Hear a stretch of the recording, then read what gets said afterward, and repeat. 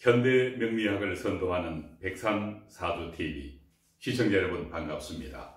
오늘 적천수 천미에 나오는 사주 명조를 중화용신을 잣대로 비교 분석해보는 38번째 시간입니다. 진월의 병화입니다.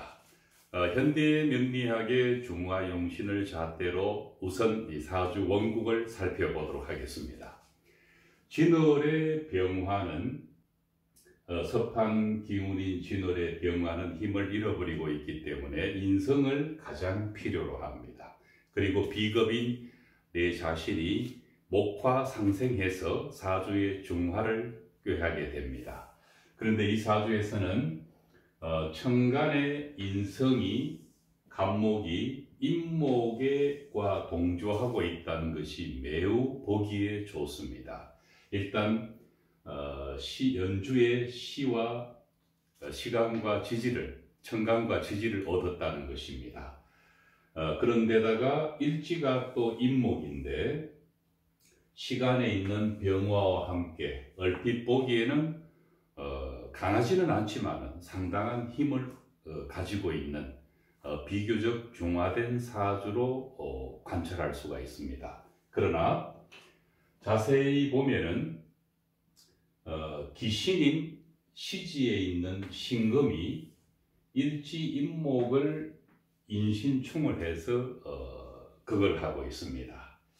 요 점이 다소 아쉬워 보입니다. 그렇다 하더라도 병화는 연간에 있는 간목과 연지에 있는 임목이 갑인이 상당한 도움을 주고 있기 때문에 비록 인신충은 하고 있지만 사주 전체로 본다면은 크게 위협적이지는 않습니다. 그러나 운에서 신금을 만난다면은 일지에 있는 임목뿐만 아니라 연지에 있는 임목도 동시에 극을 받을 수 있습니다. 충을 받을 수 있습니다. 그 점 외에는 이 사주가 관성이 크게 힘을 설 수가 없이 암장되어 있지만 그러나 운에서 구신인 임계수가 만난다면 상당히 강한 관성의 작용력이 일어납니다. 그리고 월간에 있는 한신무토는 큰 작용력을 기대할 수는 없지만 나빠 보이지는 않습니다. 진월의 한신인 토가 화의 생을 받고 있고 그 뿌리가 연지에 있기 때문에 그렇습니다. 이런 경우에는 우리가 인성이 아름다운 사주다, 간목 편인이 아름다운 사주라 해도 무방할 것 같습니다. 그렇다면은 진월의 병화 일간 사주는 이 간목의 그런 정신적인 편안함과 학문과 예술과 직감과 영감과 사상적인 그런 아름다운 면모를 읽어낼 수가 있다는 것입니다. 그렇다면 이 사주를 임철조는 적천수 천미에서 어떻게 통변을 하고 있는가 살펴보도록 하겠습니다. 매우 낯설게 느껴지는 문장들이 있기 때문에 주의 깊게 들을 필요가 있습니다. 도저히 이해하기가 힘든 그런 내용이 있음을 감안하고 비교해 보시기를 바랍니다. 일주가 인수 위에 앉아서 임목 위에 병화가, 이때 말하는 일주는 일간이라고 이해를 하시면 됩니다. 늦봄인 진월에 태어나 아직 목의 기운, 인수의 기운이 남아 있는데 그것이 또 갑인이다. 이때 갑인이라고 이야기한 것은 연주의 갑인을 지칭을 합니다. 토가 비록 월령이라고는 하지만은 목이 더 단단하다.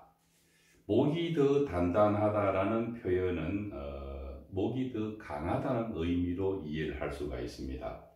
그래서 임철조는 이 목이 너무 강하기 때문에 인신충을 해주는 것을 반갑다라고 표현을 하고 있습니다. 인신충을 하는 것을 좋아한다. 임목이 너무 강하기 때문에 신금이 있어서 충을 해주면 좋다라는 의미로 이런 표현을 쓰고 있는 것입니다. 그러므로 재성을 이 금을 용신으로 삼는데, 그러나 좋지 않는 것은 이 금을 천간에 있는 화가 화극금하는 것이 아쉽다라는 표현을 쓰고 있습니다. 그래서 신금이 인목을 충을 하는 것을 화가 금을 극해버렸기 때문에 인신충이 제대로 일어나지 않는다라는 의미로 이런 문장이 쓰여져 있는 것입니다. 어떻게 생각하십니까? 두 가지 이 문제를 제기할 수 있는데, 화가 금을 극할 수 없습니다. 천간에 있는 화가 지지에 있는 금을 화극금한다는 것은 있을 수가 없습니다. 두 번째는 천간에 있는 화가 지지에 있는 금을 극할 수 없다는 것 외에 만에 하나 극할 수 있다 하더라도 희신에 해당되는 이 화가 기신에 해당되는 금을 화극금한다는 것은 불가합니다. 그래서 그 점을 임철초는 왜 이것을 극을 한다고 했는가? 그 당시만 하더라도 천간이 지지를 극하고 지지가 천간을 극한다는 개념이 있었습니다.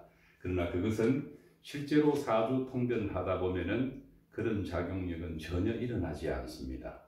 그래서 화가 금을 극해 줬기 때문에 금도 신금도 인목을 제대로 충하지 못한다라는 것은 지금에 와서는 그냥 웃고 넘겨야 할 만한 그런 내용인 것입니다.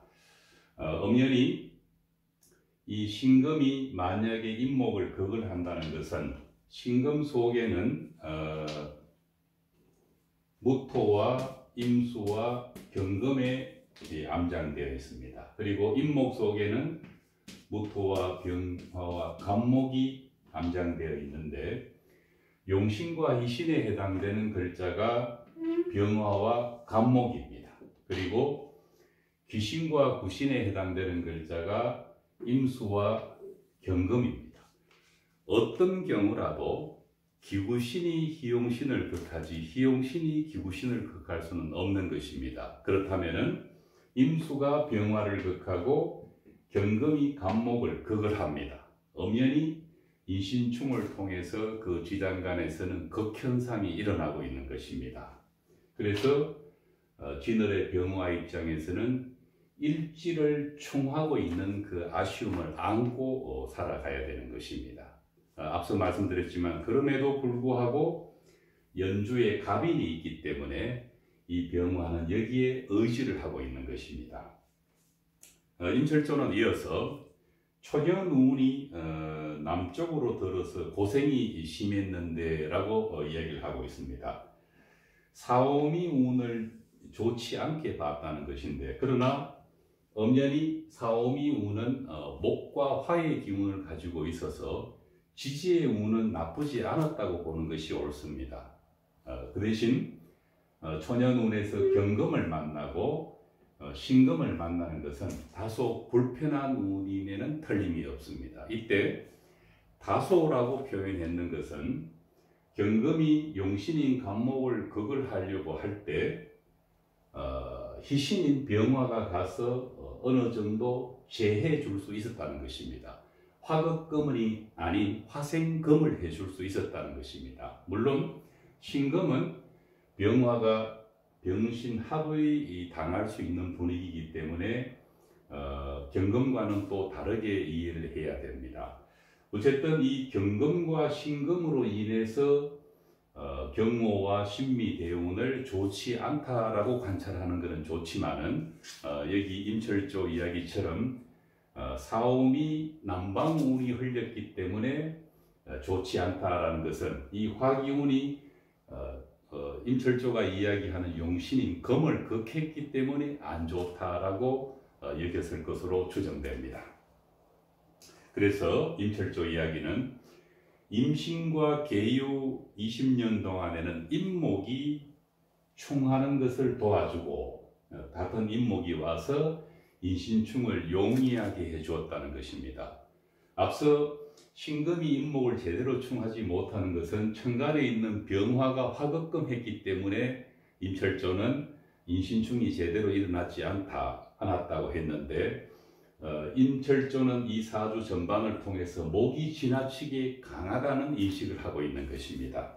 그러나 용신과 희신에 해당되는 글자는 기신과 구신에 비해서 상대적으로 그 힘이 약하기 때문에 이 사주에서 목이 강하다는 것은 틀린 주장입니다. 수와 금이 훨씬 더 강한 오행작용을 하고 있는 것입니다.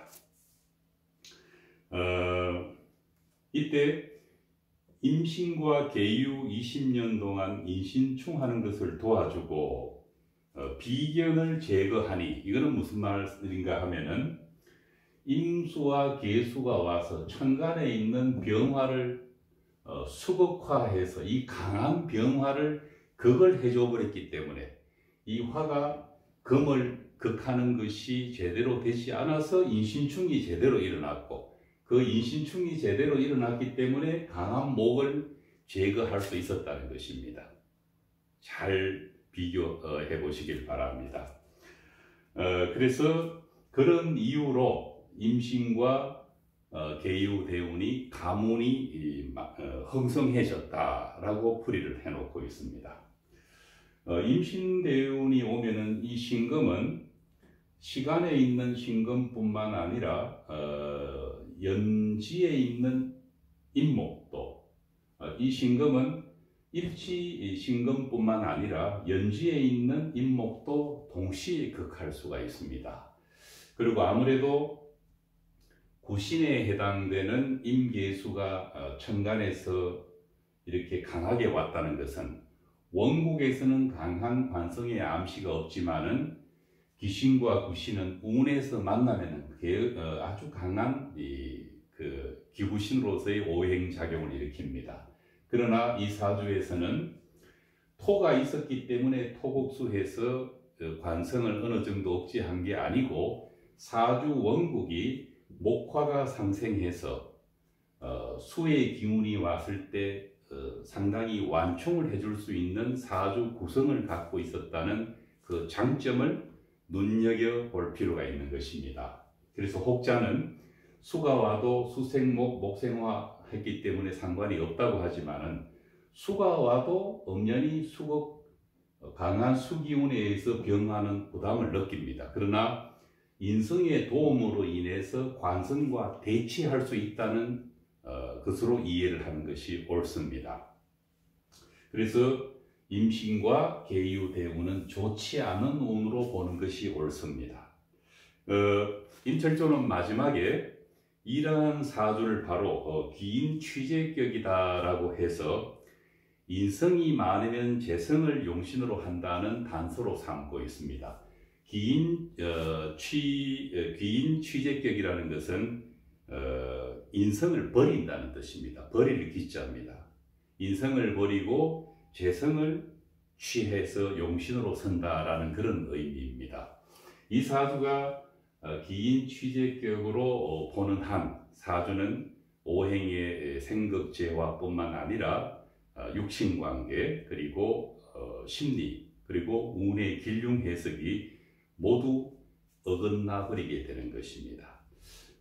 지금에 와서 임신계유에 좋았다는 것을 확인할 필요는 없지만은, 이 사주는 굳이 이야기를 하자면은 오히려 갑술이 더 좋을 수도 있고, 천간에 목이 오거나 또는 불이 오거나, 또 지지에 인묘 사오미 술토라는 용신과 희신의 공동의 뿌리가 있어주고, 사주 원국에 있어주거나 대운에서 만나면은 좋은 것입니다.